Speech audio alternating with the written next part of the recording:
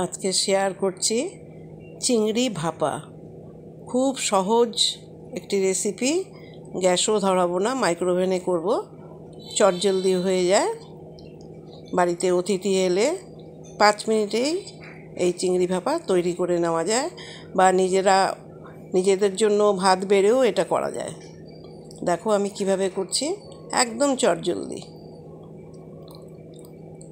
আমি কেনা সর্ষের যে ছোট প্যাকেটগুলো আছে সানরাইজের, সেই প্যাকেটের ছোট প্যাকেট 1 প্যাকেট সর্ষে আমি জলের মধ্যে ভিজিয়ে রেখেছিলাম। সেই সর্ষেটা আমি দিয়ে দিলাম, পুরো 3 চামচ মতন থাকে হয়তো ওতে। এবার দিয়ে দিলাম 4 চামচ মতন নারকেলের গুঁড়ো। আমার কাছে নারকেলের গুঁড়ো আছে, ফ্রেশ নারকেল হলে তো আরও ভালো হবে। আমার কাছে প্যাকেটের নারকেলের গুঁড়ো ছিল, সেটা দিয়ে দিলাম। খুবই ভালো হয় খেতে। দেখো, এবার দিয়ে দেব কাঁচা লঙ্কা, দিয়ে দিলাম 4-5টা। খুব সহজ একটি রান্না।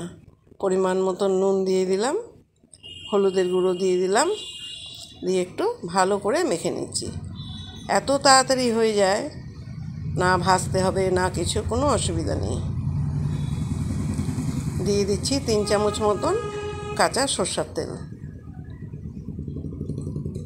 দিয়ে ভালো করে মেখে নিচ্ছি। যে যেখান থেকে আমার ভিডিওটা দেখছো সবাইকে আন্তরিক শুভেচ্ছা। সবাই খুব ভালো থেকো, সুস্থ থেকো, সাথে থেকো। এবার আমি নর্মাল মাইক্রোওভেনে 5 মিনিটের জন্য দেব। 5 মিনিটে এটা তৈরি হয়ে যায়, ঠিক 5 মিনিট। ঢাকা দিয়ে বসিয়ে দিলাম। 2 মিনিট পর আমি একবার নাড়িয়ে দেব, আর তারপরে আবার ঢাকা দিয়ে 3 মিনিট। তৈরি হয়ে যাবে চিংড়ি ভাপা।